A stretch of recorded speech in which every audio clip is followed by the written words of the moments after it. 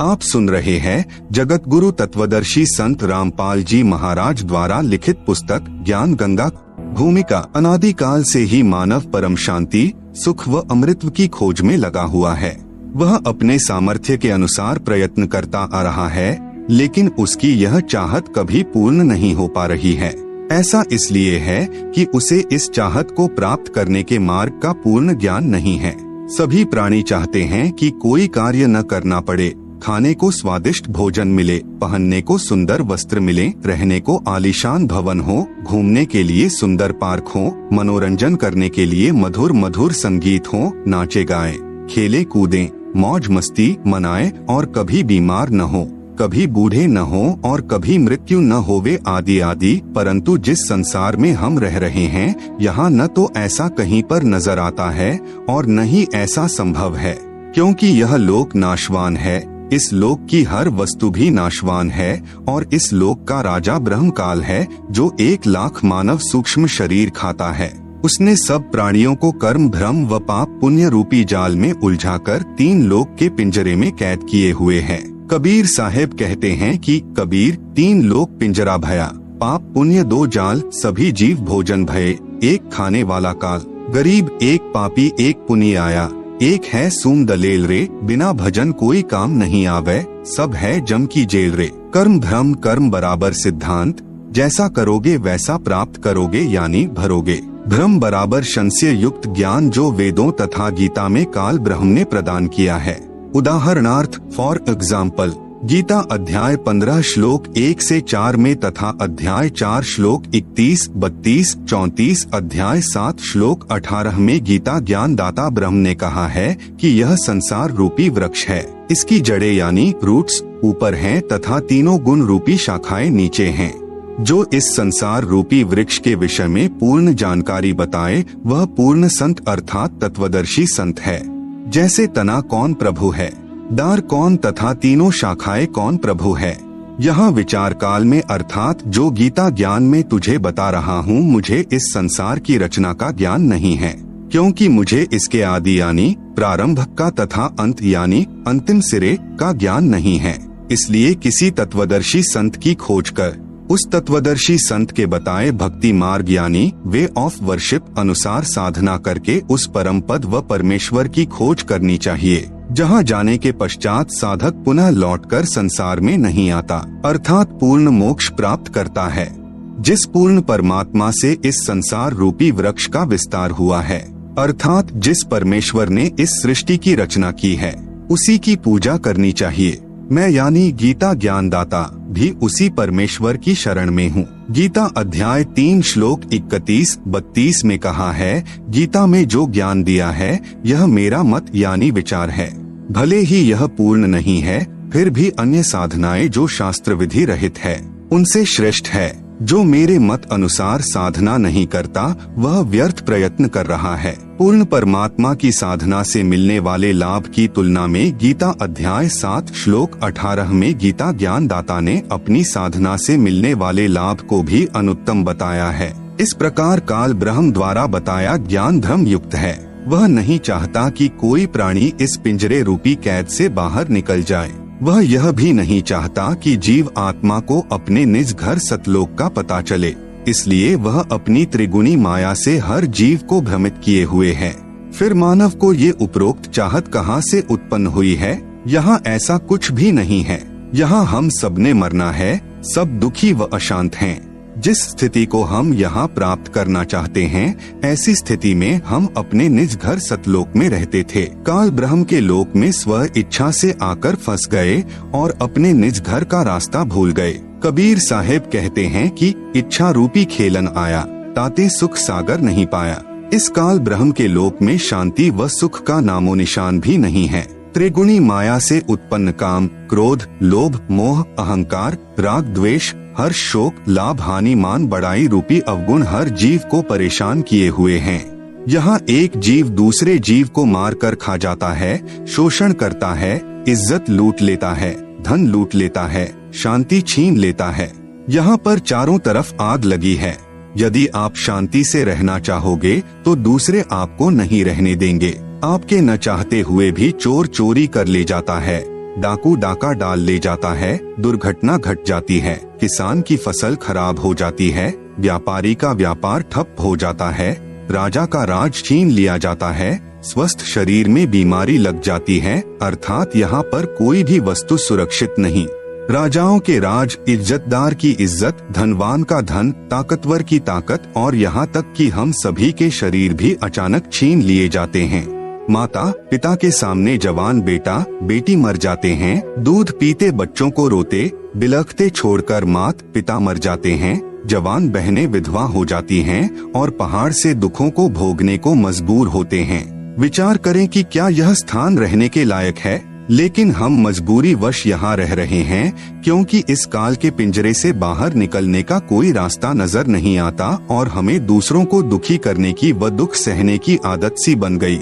यदि आप जी को इस लोक में होने वाले दुखों से बचाव करना है तो यहाँ के प्रभु काल से परम शक्ति युक्त परमेश्वर यानी परम अक्षर ब्रह्म की शरण लेनी पड़ेगी, जिस परमेश्वर का खौफ काल प्रभु को भी है, जिसके डर से यह उपरोक्त कष्ट उस जीव को नहीं दे सकता जो पूर्ण परमात्मा अर्थात परम अक्षर ब्रह्म यानी सत्य पुरुष की शरण पूर्ण संत के बताए मार्ग से ग्रहण करता है। वह जब तक संसार में भक्ति करता रहेगा उसको उपरोक्त कष्ट आजीवन नहीं होते। जो व्यक्ति इस पुस्तक ज्ञान गंगा को पढ़ेगा उसको ज्ञान हो जाएगा कि हम अपने निज घर को भूल गए हैं। वह परम शांति व सुख यहाँ न होकर निज घर सतलोक में है, जहाँ पर न जन्म है, न मृत्यु है, न बुढ़ापा, न दुख, न कोई लड़ाई झगड़ा है, न कोई बीमारी है, न पैसे का कोई लेन देन है, न मनोरंजन के साधन खरीदना है। वहाँ पर सब परमात्मा द्वारा निशुल्क व अखंड है। बंदी छोड़ गरीबदास जी महाराज की वाणी में प्रमाण है कि बिन ही मुख सारंग राग सुन, बिन ही तंती तार, बिना सुर अलगोजे बजै, नगर नाच घुमा, घंटा बाजै ताल नग, मंजीरे डफ झांझ, मुरली मधुर सुहावनी, निस्बासर और सांच, बीन बिहंगम बाजही, तरक तंबूरे तीर, राग खंड नहीं होत है, बंध्या रहत समीर, तरक नहीं तोरा नहीं, ना ही कशीस कबाब, अमृत प्याले मध पीवे, जो भाटी चवै शराब, मतवाले मस्तानपुर, गली गली गुलजार, संख शराबी फिरत हैं, चलो तास बाजार, संख संख पत्नी नाचें, गावे शब्द सुभान, चंद्र बदन सूरज मुखी, ना ही मान गुमा, संख हिंडोले नूर नग, झूले संत हजूर, तख्त धनी के पास कर, ऐसा मुलक जहूर, नदी नाव नाले बगै, छूटे फुहारे सुन्न, भरे होद सरवर सदा, नहीं पाप नहीं पुण्य, ना कोई भिक्षुक दान दे, ना कोई हार व्यवहार, ना कोई जन्मे मरे, ऐसा देश हमार, जहाँ संखो लहर मेहर की उपजय, कहर जहाँ नहीं कोई, दास गरीब अचल अविनाशी, सुख का सागर सोई, सतलोक में केवल एक रस परम शांति व सुख है। जब तक हम सतलोक में नहीं जाएंगे तब तक हम परम शांति, सुख व अमृतत्व को प्राप्त नहीं कर सकते। सतलोक में जाना तभी संभव है जब हम पूर्ण संत से उपदेश लेकर पूर्ण परमात्मा की आजीवन भक्ति करते रहें। इस पुस्तक ज्ञान गंगा के माध्यम से जो हम संदेश देना चाहते हैं उसमें किसी देवी देवता व धर्म की बुराई न करके सर्व पवित्र धर्म ग्रंथों में छुपे गूढ़ रहस्य को उजागर करके यथार्थ भक्ति मार्ग बताना चाहा है, जो कि वर्तमान के सर्व संत महंत व आचार्य गुरु साहिबान शास्त्रों में छिपे गूढ़ रहस्य को समझ नहीं पाए। परम पूज्य कबीर साहेब जी अपनी वाणी में कहते हैं कि वेद कतेब झूठे ना भाई, झूठे हैं सो समझे नाही, जिस कारण भक्त समाज को अपार हानि हो रही है। सब अपने अनुमान से व झूठे गुरुओं द्वारा बताई गई शास्त्र विरुद्ध साधना करते हैं, जिससे न मानसिक शांति मिलती है और न ही शारीरिक सुख, न ही घर व कारोबार में लाभ होता है और न ही परमेश्वर का साक्षात्कार होता है और न ही मोक्ष प्राप्ति होती है। यह सब सुख कैसे मिले तथा यह जानने के लिए कि मैं कौन हूँ, कहाँ से आया हूँ, क्यों जन्म लेता हूँ, क्यों मरता हूँ और क्यों दुख भोगता हूँ, आखिर यह सब कौन करवा रहा है और परमेश्वर कौन है, कैसा है, कहाँ है तथा कैसे मिलेगा, और ब्रह्मा विष्णु और शिव के माता पिता कौन हैं और किस प्रकार से काल ब्रह्म की जेल से छुटकारा पाकर अपने निज घर यानी सतलोक में वापस जा सकते हैं। यह सब इस पुस्तक के माध्यम से दर्शाया गया है ताकि इसे पढ़कर आम भक्तात्मा का कल्याण संभव हो सके। यह पुस्तक सतगुरु रामपाल जी महाराज के प्रवचनों का संग्रह है जो कि सदग्रंथों में लिखे तथ्यों पर आधारित है। हमें पूर्ण विश्वास है कि जो पाठक जन रुचि व निष्पक्ष भाव से पढ़कर अनुसरण करेगा उसका कल्याण संभव है। आत्म प्राण उद्धार ही ऐसा धर्म नहीं और कोटि अश्वमेघ यज्ञ सकल समाना भय। जीव उद्धार परम पुण्य ऐसा कर्म नहीं और मरुस्थल के मृगजों सब मर गए दौड़ दौड़। भावार्थ, यदि एक आत्मा को सतभक्ति मार्ग पर लगाकर उसका आत्म कल्याण करवा दिया जाए तो करोड़ अश्वमेघ यज्ञ का फल मिलता है और उसके बराबर कोई भी धर्म नहीं है। जीवात्मा के उद्धार के लिए किए गए कार्य अर्थात सेवा से श्रेष्ठ कोई भी कार्य नहीं है। अपने पेट भरने के लिए तो पशु पक्षी भी सारा दिन भ्रमते हैं, उसी तरह वह व्यक्ति है जो परमार्थी कार्य नहीं करता। परमार्थी कर्म सर्वश्रेष्ठ सेवा जीव कल्याण के लिए किया कर्म है। जीव कल्याण का कार्य न करके सर्व मानव मरुस्थल के हिरण की तरह दौड़ दौड़ कर मर जाते हैं, जिसे कुछ दूरी पर जल ही जल दिखाई देता है और वहां दौड़ कर जाने पर थल ही प्राप्त होता है। फिर कुछ दूरी पर थल का जल दिखाई देता है, अंत में उस हिरण की प्यास से ही मृत्यु हो जाती है। ठीक इसी प्रकार जो प्राणी इस काल लोक में जहां हम रह रहे हैं वे उस हिरण के समान सुख की आशा करते हैं, जैसे निसंतान सोचता है संतान होने पर सुखी हो जाऊंगा। संतान वालों से पूछे तो उनकी अनेकों समस्याएं सुनने को मिलेंगी। निर्धन व्यक्ति सोचता है कि धन हो जाए तो मैं सुखी हो जाऊं। जब धनवानों की कुशल जानने के लिए प्रश्न करोगे तो ढेर सारी परेशानियां सुनने को मिलेंगी। कोई राज्य प्राप्ति से सुख मानता है, यह उसकी महाभूल है। राजा यानी मंत्री, मुख्यमंत्री, प्रधानमंत्री, राष्ट्रपति को स्वप्न में भी सुख नहीं होता। जैसे 4-5 सदस्यों के परिवार का मुखिया अपने परिवार के प्रबंध में कितना परेशान रहता है, राजा तो एक क्षेत्र का मुखिया होता है, उसके प्रबंध में सुख स्वप्न में भी नहीं होता। राजा लोग शराब पीकर कुछ गम भुलाते हैं, माया इकट्ठा करने के लिए जनता से कर यानी टैक्स लेते हैं। फिर अगले जन्मों में जो राजा सत्य भक्ति नहीं करते, पशु योनियों को प्राप्त होकर प्रत्येक व्यक्ति से वसूले कर यानी टैक्स को उनके पशु बनकर लौटाते हैं। जो व्यक्ति मनमुखी होकर तथा झूठे गुरुओं से दीक्षित होकर भक्ति तथा धर्म करते हैं, वे सोचते हैं कि भविष्य में सुख होगा, लेकिन इसके विपरीत दुख ही प्राप्त होता है। कबीर साहब कहते हैं कि मेरा यह ज्ञान ऐसा है कि यदि ज्ञानी पुरुष होगा तो इसे सुनकर हृदय में बसा लेगा और यदि मूर्ख होगा तो उसकी समझ से बाहर है।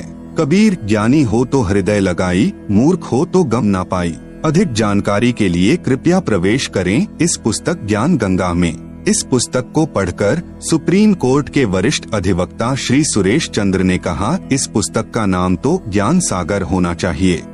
कलयुग में सत्ययुग, संत रामपाल जी के सत्संग वचनों से उद्घृत। सत्ययुग उस समय को कहते हैं जिस युग में अधर्म नहीं होता, शांति होती है, पिता से पहले पुत्र की मृत्यु नहीं होती, स्त्री विधवा नहीं होती, रोग रहित शरीर होता है, सर्व मानव भक्ति करते हैं, परमात्मा से डरने वाले होते हैं क्योंकि वे आध्यात्मिक ज्ञान के सर्व कर्मों से परिचित होते हैं, मन कर्म वचन से किसी को पीड़ा नहीं देते तथा दुराचारी नहीं होते, जति सती स्त्री पुरुष होते हैं, वृक्षों की अधिकता होती है, सर्व मनुष्य वेदों के आधार से भक्ति करते हैं।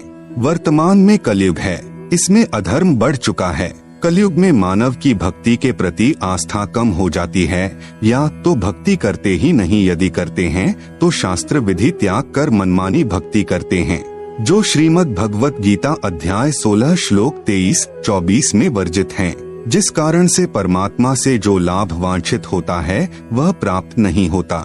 इसलिए अधिकतर मनुष्य नास्तिक हो जाते हैं। धनी बनने के लिए रिश्वत, चोरी, डाके डालने को माध्यम बनाते हैं, परंतु यह विधि धन लाभ की न होने के कारण परमात्मा के दोषी हो जाते हैं तथा प्राकृतिक कष्टों को झेलते हैं। परमेश्वर के विधान को मानव भूल जाता है कि किस्मत से अधिक प्राप्त नहीं हो सकता। यदि अन्य अवैध विधि से धन प्राप्त कर लिया तो वह रहेगा नहीं। जैसे एक व्यक्ति अपने पुत्र को सुखी देखने के लिए अवैध विधि से धन प्राप्ति करता था, कुछ दिनों पश्चात उसके पुत्र के दोनों गुर्दे खराब हो गए। जैसे तैसे करके गुर्दे बदलवाए 3 लाख रुपए खर्च हुआ। जो धन अवैध विधि से जोड़ा था वह सर्व खर्च हो गया तथा कुछ रुपए कर्जा भी हो गया। फिर लड़के का विवाह किया। 6 महीने के पश्चात बस दुर्घटना में इकलौता पुत्र मृत्यु को प्राप्त हुआ। अब न तो पुत्र रहा और न ही अवैध विधि से अर्जित किया गया धन। शेष क्या रहा? अवैध विधि से धन संग्रह करने में किए हुए पाप जो अभी शेष हैं, उनको भोगने के लिए जिससे पैसे ऐंठे थे, उनका पशु यानी गधा, बैल, गाय बनकर पूरे करेगा। परंतु परम अक्षर ब्रह्म की शास्त्रानुकूल साधना करने वाले भक्त की किस्मत को परमेश्वर बदल देता है, क्योंकि परमेश्वर के गुणों में लिखा है कि परमात्मा निर्धन को धनवान बना देता है। सत्ययुग में कोई भी प्राणी मांस, तंबाकू, मदिरा सेवन नहीं करता, क्योंकि वे इनसे होने वाले पापों से परिचित होते हैं। मांस खाना पाप है। एक समय एक संत अपने शिष्य के साथ कहीं जा रहा था। वहाँ पर एक मछियारा तालाब से मछलियाँ पकड़ रहा था। मछलियाँ जल से बाहर तड़फ तड़फ कर प्राण त्याग रही थी। शिष्य ने पूछा, हे गुरुदेव, इस अपराधी प्राणी को क्या दंड मिलेगा? गुरुजी ने कहा, बेटा, समय आने पर बताऊंगा। 4-5 वर्ष के पश्चात दोनों गुरु शिष्य कहीं जाने के लिए जंगल से गुजर रहे थे। वहाँ पर एक हाथी का बच्चा चिल्ला रहा था। उछल कूद करते समय हाथी का बच्चा 2 निकट उगे वृक्षों के बीच में फंस गया। वह निकल तो गया, परंतु निकलने के प्रयत्न में उसका सर्व शरीर छिल गया था तथा उसके शरीर में जख्म हो गए थे। उसके सारे शरीर में कीड़े चल रहे थे जो उसको नोच रहे थे। वह हाथी का बच्चा बुरी तरह चिल्ला रहा था। शिष्य ने गुरुजी से पूछा कि हे गुरुदेव, यह प्राणी कौन से पाप का दंड भोग रहा है? गुरुदेव ने कहा, पुत्र, यह वही मछियारा है जो उस शहर के बाहर जलाशय से मछलियाँ निकाल रहा था। मदिरा यानी शराब पीना कितना पाप है। शराब पीने वाले को 70 जन्म कुत्ते के भोगने पड़ते हैं। मल मूत्र खाता पीता फिरता है। अन्य कष्ट भी बहुत सारे भोगने पड़ते हैं तथा शराब शरीर में भी बहुत हानि करती है। शरीर के 4 महत्वपूर्ण अंग होते हैं, फेफड़े, लीवर, गुर्दे तथा हृदय। शराब इन चारों को क्षति पहुंचाती है। शराब पीकर मानव न रहकर पशु तुल्य गतिविधि करने लगता है। कीचड़ में गिर जाना, कपड़ों में मलमूत्र तथा वमन कर देना, धन हानि, मान हानि, घर में अशांति आदि मदिरा पान के कारण होते हैं। मदिरा सत्ययुग में प्रयोग नहीं होती। सत्ययुग में सर्व मानव परमात्मा के विधान से परिचित होते हैं, जिस कारण सुख का जीवन व्यतीत करते हैं। गरीब मदिरा पीवे कड़वा पानी, 70 जन्म स्वान के जानी। दुराचार करना कितना पाप है। परद्वारा स्त्री का खोले, 70 जन्म अंधा हो डोले। पूज्य कबीर परमेश्वर जी ने बताया है कि जो व्यक्ति किसी परस्त्री के साथ दुष्कर्म करता है तो वह 70 जन्म अंधे का जीवन भोगता है। बुद्धिमान व्यक्ति ऐसी आफत कभी मोल नहीं लेता। मूर्ख ही ऐसा कार्य करता है। जैसे आग में हाथ डालने का अर्थ मौत मोल लेना है। जैसे कोई व्यक्ति किसी अन्य के खेत में बीज डालता है तो वह महामूर्ख है। बुद्धिमान व्यक्ति ऐसा कभी नहीं कर सकता। वैश्यागमन को ऐसा जानो जैसे कुर्डियों पर गेहूं का बहुमूल्य बीज का थैला भर कर डालाए। यह क्रिया बुद्धिमान व्यक्ति नहीं कर सकता, या तो महामूर्ख या शराबी निर्लज अर्थात घंड व्यक्ति ही किया करता है। विचारणीय विषय है कि जो पदार्थ शरीर से नाश होते हुए आनंद का अनुभव कराता है, यदि वह शरीर में सुरक्षित रखा जाए तो कितना आनंद देगा। दीर्घायु, स्वस्थ शरीर, स्वस्थ मस्तिष्क, शूरवीरता तथा स्फूर्ति प्रदान करता है। जिस पदार्थ से अनमोल बच्चा प्राप्त होता है, उसका नाश करना बच्चे की हत्या करने तुल्य है। इसलिए दुराचार तथा अनावश्यक भोग विलास वर्जित है। तंबाकू सेवन कितना पाप है। परमेश्वर कबीर जी ने बताया है, सुरापान मध मांसाहारी, गमन करे भोगे पर नारी, 70 जन्म कटत हैं शीशम, साक्षी साहिब है जगदीशम। पर द्वारा स्त्री का खोले, 70 जन्म अंधा हो डोले। 100 नारी जारी करे, सुरापान 100 बार, एक चिलम हुक्का भरे, डूबे काली धार। जैसे कि ऊपर वर्णन किया है कि एक बार शराब पीने वाला 70 जन्म कुत्ते का जीवन भोगता है, फिर मल मूत्र खाता पीता फिरता है। परस्त्री गमन करने वाला 70 जन्म अंधे के भोगता है। मांस खाने वाला भी महाकष्ट का भागी होता है।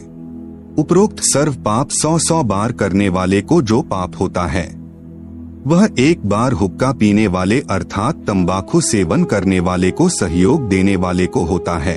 तंबाकू सेवन करने वाले हुक्का, सिगरेट, बीड़ी या अन्य विधि से सेवन करने वाले तंबाकू खाने वालों को क्या पाप लगेगा? घोर पाप का भागी होगा। एक व्यक्ति जो तंबाकू सेवन करता है जब वह हुक्का या बीड़ी सिगरेट पीकर धुआं छोड़ता है तो वह धुआं उसके छोटे छोटे बच्चों के शरीर में प्रवेश करके हानि करता है। वे बच्चे फिर शीघ्र बुराई को ग्रहण करते हैं तथा उनका स्वास्थ्य भी बिगड़ जाता है। अवतार की परिभाषा। अवतार का अर्थ है ऊंचे स्थान से नीचे स्थान पर उतरना।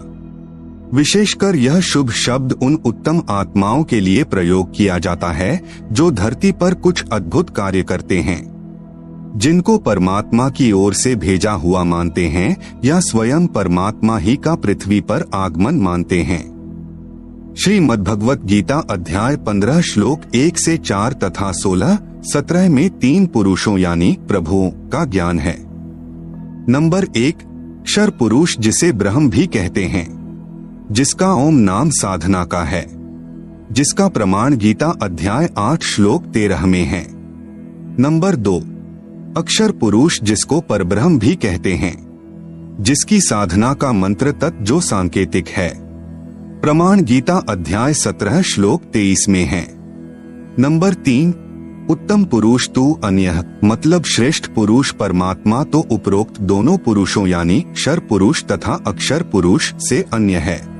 वह परम अक्षर पुरुष है जिसे गीता अध्याय 8 श्लोक 1 के उत्तर में अध्याय 8 के श्लोक 3 में कहा है कि वह परम अक्षर ब्रह्म है। इसका जाप सत है जो सांकेतिक है। इसी परमेश्वर की प्राप्ति से साधक को परम शांति तथा सनातन परमधाम प्राप्त होगा। प्रमाण गीता अध्याय 18 श्लोक 62 में यह परमेश्वर यानी परम अक्षर ब्रह्म गीता ज्ञान दाता से भिन्न है। अधिक ज्ञान प्राप्ति के लिए कृपया पुस्तक धरती पर अवतार सतलोक आश्रम बरवाला से प्राप्त करें। अवतार 2 प्रकार के होते हैं, जैसे ऊपर कहा गया है। अब आप जी को पता चला कि मुख्य रूप से 3 पुरुष यानी प्रभु है, जिनका उल्लेख ऊपर कर दिया गया है। हमारे लिए मुख्य रूप से 2 प्रभुओं की भूमिका रहती है।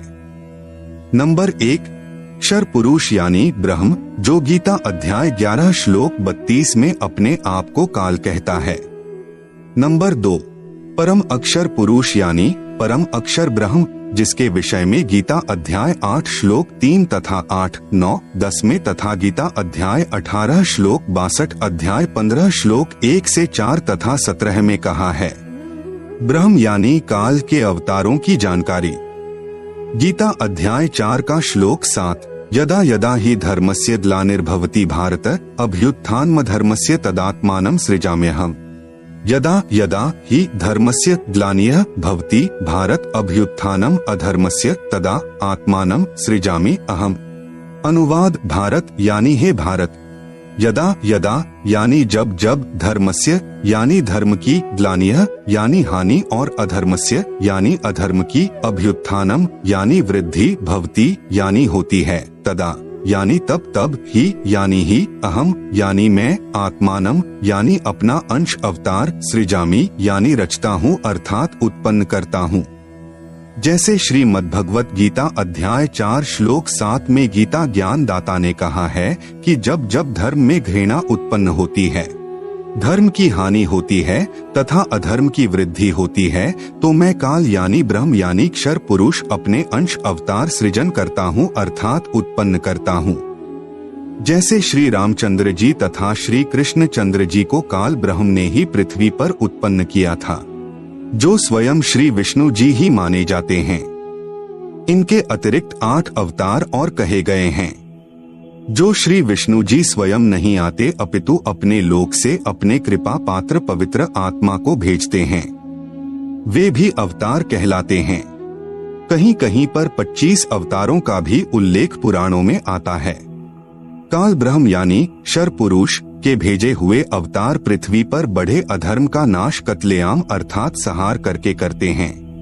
उदाहरण के रूप में श्री रामचंद्र जी तथा श्री कृष्ण चंद्र जी, श्री परशुराम जी तथा श्री निहकलंक जी, जो अभी आना शेष है, जो कलयुग के अंत में आएगा। ये सर्व अवतार घोर संहार करके ही अधर्म का नाश करते हैं, अधर्मियों को मारकर शांति स्थापित करने की चेष्टा करते हैं। परंतु शांति की अपेक्षा अशांति ही बढ़ती है। जैसे श्री रामचंद्र जी ने रावण को मारने के लिए युद्ध किया, युद्ध में करोड़ों पुरुष मारे गए, जिनमें धर्मी तथा अधर्मी दोनों ही मारे गए। फिर उनकी पत्नियां तथा छोटे बड़े बच्चे शेष रहे, उनका जीवन नरक बन गया। विधवाओं को अन्य व्यक्तियों ने अपनी हवस का शिकार बनाया। निर्वाह की समस्या उत्पन्न हुई, आदि अनेकों अशांति के कारण खड़े हो गए। यही विधि श्री कृष्ण जी ने अपनाई थी, यही विधि श्री परशुराम जी ने अपनाई थी। इसी विधि से 10वां अवतार काल ब्रह्म यानी शर पुरुष द्वारा उत्पन्न किया जाएगा। उसका नाम निकलंक होगा। वह कलयुग के अंतिम समय में उत्पन्न होगा, जो राजा हरिश्चंद्र वाली आत्मा होगी। संभल नगर में श्री विष्णु दत्त शर्मा के घर में जन्म लेगा। उस समय सर्व मानव अत्याचारी अन्यायी हो जाएंगे, उन सर्व को मारेगा। उस समय जिन जिन मनुष्य में परमात्मा का डर होगा, कुछ सदाचारी होंगे, उनको छोड़ जाएगा, अन्य सर्व को मार डालेगा। यह विधि है ब्रह्म यानी कालक्षर पुरुष के अवतारों की अधर्म का नाश करने तथा शांति स्थापना करने की। परम अक्षर ब्रह्म अर्थात सत्य पुरुष के अवतारों की जानकारी। नंबर 1, परम अक्षर ब्रह्म स्वयं पृथ्वी पर प्रकट होता है। वह सहशरीर आता है, सहशरीर लौट जाता है। यह लीला वह परमेश्वर 2 प्रकार से करता है। नंबर 1, प्रत्येक युग में शिशु रूप में किसी सरोवर में कमल के फूल पर वन में प्रकट होता है। वहां से निसंतान दंपति उसे उठा ले जाते हैं। फिर लीला करता हुआ बड़ा होता है तथा आध्यात्मिक ज्ञान प्रचार करके अधर्म का नाश करता है। सरोवर के जल में कमल के फूल पर अवतरित होने के कारण परमेश्वर नारायण कहलाता है। नार यानी जल, आयन यानी आने वाला, अर्थात जल पर निवास करने वाला नारायण कहलाता है। नंबर 2, जब चाहे साधु संत जिंदा के रूप में अपने सत्यलोक से पृथ्वी पर आ जाते हैं तथा अच्छी आत्माओं को ज्ञान देते हैं। फिर वे पुण्यात्माएं भी ज्ञान प्रचार करके अधर्म का नाश करते हैं। वे भी परमेश्वर के भेजे हुए अवतार होते हैं। कलयुग में ज्येष्ठ शुदी पूर्णमासी संवत 1455 सन 1398 को कबीर परमेश्वर सत्यलोक से चलकर आए तथा काशी शहर के लहरतारा नामक सरोवर में कमल के फूल पर शिशु रूप में विराजमान हुए। वहां से नीरू तथा नीमा जो जुलाहा यानी धानक दंपति थे, उन्हें उठा लाए। शिशु रूपधारी परमेश्वर कबीरदेव यानी कबीर परमेश्वर ने 25 दिन तक कुछ भी आहार नहीं किया। नीरू तथा नीमा उसी जन्म में ब्राह्मण थे, श्री शिव जी के पुजारी थे। मुसलमानों द्वारा बलपूर्वक मुसलमान बनाए जाने के कारण जुलाहे का कार्य करके निर्वाह करते थे। बच्चे की नाजुक हालत देखकर नीमा ने अपने इष्ट शिव जी को याद किया। शिव जी साधु वेश में वहां आए तथा बालक रूप में विराजमान कबीर परमेश्वर को देखा। बालक रूप में कबीर साहेब जी ने कहा है, शिव जी इन्हें कहो एक कुंवारी गाय लाएं, वह आपके आशीर्वाद से दूध देगी। ऐसा ही किया गया। कबीर परमेश्वर के आदेशानुसार भगवान शिव जी ने कुंवारी गाय की कमर पर थपकी लगाई। उसी समय बछिया के थनों से दूध की धार बहने लगी। एक कोरा मिट्टी का छोटा घड़ा नीचे रखा। पात्र भर जाने पर दूध बंद हो गया। फिर प्रतिदिन पात्र थनों के नीचे करते ही बछिया के थनों से दूध निकलता। उसको परमेश्वर कबीर जी पिया करते थे। जुलाहे के घर परवरिश होने के कारण बड़े होकर परमेश्वर कबीर जी भी जुलाहे का कार्य करने लगे तथा अपनी अच्छी आत्माओं को मिले, उनको तत्व ज्ञान समझाया तथा स्वयं भी तत्व ज्ञान प्रचार करके अधर्म का नाश किया तथा जिन जिन को परमेश्वर जिंदा महात्मा के रूप में मिले उनको सच्चखंड यानी सत्यलोक में ले गए तथा फिर वापस छोड़ा। उनको आध्यात्मिक ज्ञान दिया तथा अपने से परिचित कराया। वे उस परमेश्वर यानी सत्य पुरुष के अवतार थे। उन्होंने भी परमेश्वर से प्राप्त ज्ञान के आधार से अधर्म का नाश किया। वे अवतार कौन कौन हुए हैं? नंबर 1 आदरणीय धर्मदास जी, नंबर 2 आदरणीय मलुकदास जी, नंबर 3 आदरणीय नानक देव साहेब जी, सिख धर्म के प्रवर्तक, नंबर 4 आदरणीय दादू साहेब जी, नंबर 5 आदरणीय गरीबदास साहेब जी गांव छुड़ानी जिला झज्जर हरियाणा वाले तथा नंबर 6 आदरणीय घीसा दास साहेब जी गांव खेखड़ा जिला मेरठ उत्तर प्रदेश वाले ये उपरोक्त सर्व अवतार परम अक्षर ब्रह्म यानी सत्य पुरुष के थे। अपना कार्य करके चले गए, अधर्म का नाश किया, जिस कारण से जनता में बहुत समय तक बुराई नहीं समाई। वर्तमान में संतों की कमी नहीं परंतु शांति का नाम नहीं। कारण यह है कि इन संतों की साधना शास्त्रों के विरुद्ध है, जिस कारण से समाज में अधर्म बढ़ता जा रहा है। इन पंथों और संतों को सैकड़ों वर्ष हो गए ज्ञान प्रचार करते हुए परंतु अधर्म बढ़ता ही जा रहा है। सत्य पुरुष का वर्तमान अवतार जो सत्य साधना तथा तत्व ज्ञान का प्रचार परमेश्वर के पूर्वोक्त परमेश्वर के अवतार संत किया करते थे, जिससे आपसी प्रेम था, एक दूसरे के दुख में दुखी होते थे, असहाय व्यक्ति की मदद करते थे, वही शास्त्र विधि अनुसार साधना तथा वही आध्यात्मिक यथार्थ ज्ञान संत रामपाल दास जी महाराज को परमेश्वर कबीर साहेब जी ने प्रदान किया है। मार्च 1997 को फाल्गुन मास की शुक्ल प्रथमा को दिन के 10 बजे जिंदा महात्मा के रूप में सत्यलोक से आकर संत रामपाल दास जी महाराज को सतनाम तथा सारनाम दान करने का आदेश देकर अंतर्ध्यान हो गए। संत रामपाल दास जी महाराज भी परमेश्वर यानी परम अक्षर ब्रह्म के उन अवतारों में से एक हैं जो आध्यात्मिक ज्ञान के द्वारा अधर्म का नाश करते हैं। अब विश्व में शांति होगी। सर्व धर्म तथा पंथों के व्यक्ति एक होकर आपस में प्रेम से रहा करेंगे।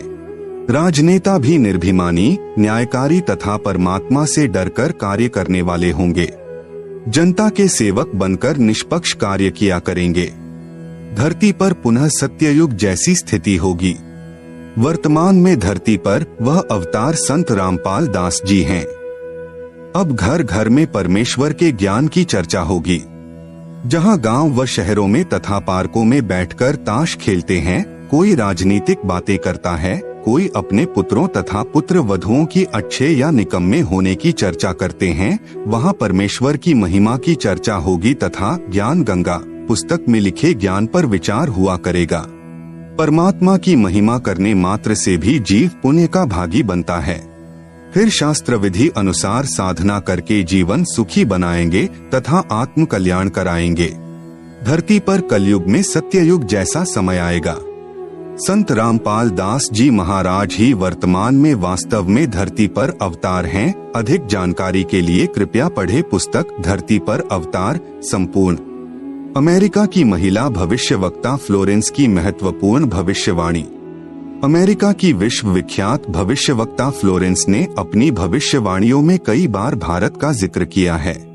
The fall of sensational culture नाम की अपनी पुस्तक में उन्होंने लिखा है कि सन 2000 आते आते प्राकृतिक संतुलन भयावह रूप से बिगड़ेगा।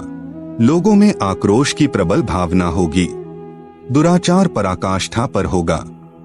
पश्चिमी देशों के विलासितापूर्ण जीवन जीने वालों में निराशा, बेचैनी और अशांति होगी। अतृप्त अभिलाषाएं और जोर पकड़ेगी, जिससे उनमें आपसी कटुता बढ़ेगी। चारों ओर हिंसा और बर्बरता का वातावरण होगा। ऐसा वातावरण होगा कि चारों ओर हाहाकार मच जाएगा। लेकिन भारत से उठने वाली एक नई विचारधारा इस घातक वातावरण को समाप्त कर देगी।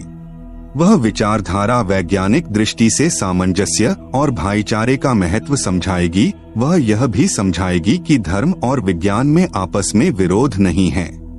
आध्यात्मिकता की उच्चता और भौतिकता का खोखलापन सबके सामने उजागर करेगी। मध्यम वर्ग उस विचारधारा से बहुत अधिक प्रभावित होगा। यह वर्ग समाज के सभी वर्गों को अच्छे समाज के निर्माण के लिए उत्प्रेरित करेगा। यह विचारधारा पूरे विश्व में चमत्कारी परिवर्तन लाएगी। मुझे अपनी छठी अतीन्द्रिय शक्ति से यह एहसास हो रहा है कि इस विचारधारा को जन्म देने वाला वह महान संत भारत में जन्म ले चुका है। उस संत के ओजस्वी व्यक्तित्व का प्रभाव सबको चमत्कृत करेगा। उसकी विचारधारा अध्यात्म के कम होते जा रहे प्रभाव को फिर से नई स्फूर्ति देगी। चारों ओर आध्यात्मिक वातावरण होगा। संत की विचारधारा से प्रभावित लोग विश्व के कल्याण के लिए पश्चिम की ओर चलेंगे। धीरे धीरे एशिया, यूरोप और अमेरिका पर पूरी तरह छा जाएंगे। उस संत की विचारधारा से पूरा विश्व प्रभावित होगा और उनके चरण चिन्हों पर चलेगा। पश्चिमी देश के लोग उन्हें ईसा, मुसलमान उन्हें एक सच्चा रहनुमा और एशिया के लोग उन्हें भगवान का अवतार मानेंगे। उस महान संत की विचारधारा से बौद्धिक क्रांति होगी। बुद्धिजीवियों की मान्यताएं बदलेंगी। उनमें ईश्वर के प्रति श्रद्धा और विश्वास की कोंपलें फूटेंगी। फ्लोरेंस के अनुसार वह संत भारत में जन्म ले चुके हैं। वह इस संत से काफी प्रभावित थी। अपनी एक दूसरी पुस्तक golden light of new era में भी उन्होंने लिखा है, जब मैं ध्यान लगाती हूँ तो अक्सर एक संत को देखती हूँ। गौर वर्ण का है, सफेद बाल हैं, उसके मुख पर न दाढ़ी है न मूछ है। उस संत के ललाट पर गजब का तेज होता है। उनके ललाट पर आकाश से एक नक्षत्र के प्रकाश की किरणें निरंतर बरसती रहती हैं। मैं देखती हूँ कि वह संत अपनी कल्याणकारी विचारधारा तथा अपने सच्चरित्र प्रबल अनुयायियों की शक्ति से संपूर्ण विश्व में नए ज्ञान का प्रकाश फैला रहे हैं। वह संत अपनी शक्ति निरंतर बढ़ा रहे हैं। उनमें इतनी शक्ति है कि वह प्राकृतिक परिवर्तन भी कर सकते हैं। वह अपना कार्य वैज्ञानिक ढंग से करेंगे। उनकी कृपा और प्रयत्नों से मानवीय सभ्यता में नई जागृति आएगी। विश्व के समस्त जन समूह में नई चेतना का संचार होगा। लोक शक्ति का एक नया रूप उभर कर सामने आएगा, जो सत्ताधारियों की मनमानियों पर अंकुश लगा देगा। मनोचिकित्सक तथा सम्मोहन कला के विश्व प्रसिद्ध ज्ञाता डॉक्टर मोरे बर्सटीन की फ्लोरेंस से अच्छी दोस्ती थी। एक बार फ्लोरेंस ने उनसे भी कहा था, डॉक्टर, वह समय बड़ी तेजी से नजदीक आ रहा है जब सत्ता लोलुप राजनेताओं की अपेक्षा आप जैसे समाज सेवकों की बातें समाज अधिक ध्यान से सुनेगा। 21वीं सदी के आते आते एक नई विचारधारा पूरे विश्व को प्रभावित करेगी। हर राष्ट्र में सच्चरित्र धार्मिक लोगों का संगठन लोगों के दिमाग में बैठी गलत मान्यताओं को बदल देगा। यह विचारधारा भारत से प्रस्फुटित होंगी, वहीं से पूरे विश्व में फैलेगी। मैं उस पवित्र स्थान पर एक प्रचंड तपस्वी को देख रही हूँ, जिसका तेज बड़ी तेजी से फैल रहा है। मनुष्य में सोए देवत्व को जगाने तथा धरती का स्वर्ग जैसा बनाने के लिए वह संत दिन रात प्रयत्न कर रहे हैं। एक पत्रकार ने 1964 में फ्लोरेंस से पूछा था कि क्या वह दुनिया का भविष्य बता सकती है। फ्लोरेंस ने इसके जवाब में कहा था, 1970 की शुरुआत व्यापक उथल पुथल के साथ होगी। 1979-80 के बाद ऐसे भूकंप आएंगे कि न्यूजर्सी का कुछ हिस्सा तथा यूरोप का और एशिया के कई देशों के स्थान भूकंप से विदीर्ण हो जाएंगे। कुछ जलमग्न भी हो जाएंगे। तृतीय विश्व युद्ध का आतंक सबके दिमाग में बैठ जाएगा और वे इस युद्ध की तैयारी करेंगे। लेकिन भारतीय राजनेता अपने प्रभाव और बुद्धि से तीसरे विश्व युद्ध को टालने में सफल हो जाएंगे। तीसरे विश्व युद्ध के शुरू होने तक भारत के शासन की बागडोर आध्यात्मिक प्रवृत्ति के लोगों के हाथ में होगी, इसलिए उनके प्रभाव से विश्व युद्ध टलेगा। वे शासक एक महान संत के ओजस्वी तथा क्रांतिकारी विचारधारा से प्रभावित होंगे। वे उस संत के प्रति उसी तरह समर्पित होंगे जैसे वाशिंगटन स्वतंत्रता एवं मानवता के प्रति समर्पित थे। अमेरिका के शहर न्यूजर्सी की रहने वाली फ्लोरेंस सचमुच एक विलक्षण महिला थी। एक बार नेबेल नाम के व्यक्ति ने टीवी कार्यक्रम के दौरान उनसे बोला, आप भारत में जन्म ले चुके संत के बारे में तो अक्सर बताती रहती हैं। मैं अपने बारे में कुछ जानना चाहता हूँ, बताइए। फ्लोरेंस ने उसके दाहिने हाथ को थाम लिया और बोली, आप बहुत जल्द किसी दूसरे राज्य से प्रसारण करेंगे। नेबेल एक प्रसारण सेवा के कर्मचारी थे। फ्लोरेंस की इस बात पर वह हंसने लगे। कुछ क्षण बाद बोले, आपने मुझसे यह अच्छा मजाक किया। यदि हमारी कंपनी के अधिकारी इस कार्यक्रम को देख रहे होंगे तो मैं दूसरे राज्य में जाऊं या नहीं। फिलहाल अपनी कंपनी से तुरंत निकाल दिया जाऊंगा। कुछ ही मिनटों के बाद टीवी के कंट्रोल रूम का फोन घनघना उठा। फोन नेबेल के लिए था। उनकी कंपनी के जनरल मैनेजर उनसे बात करना चाहते थे। नेबेल ने जब फोन उठाया तो उन्होंने कहा, हमने न्यूयॉर्क से प्रसारण करने का काम शुरू करने का निर्णय लिया है, वहां तुम्हें ही भेजा जाएगा।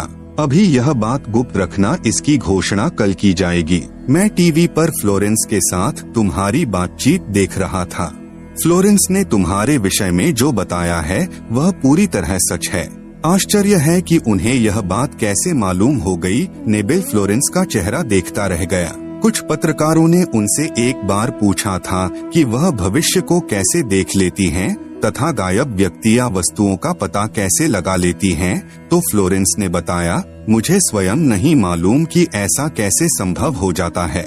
मैं भविष्य के विषय में एक बहुत महत्वपूर्ण बात बता रही हूँ। 20वीं शताब्दी के अंत में भारतवर्ष से एक प्रकाश निकलेगा।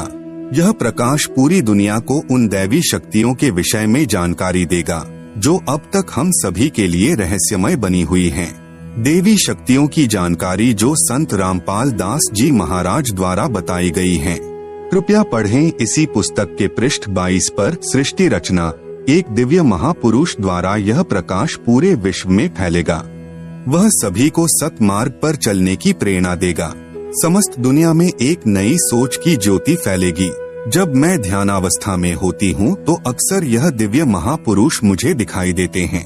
फ्लोरेंस ने बार बार इस संत या दिव्य महापुरुष का जिक्र किया है।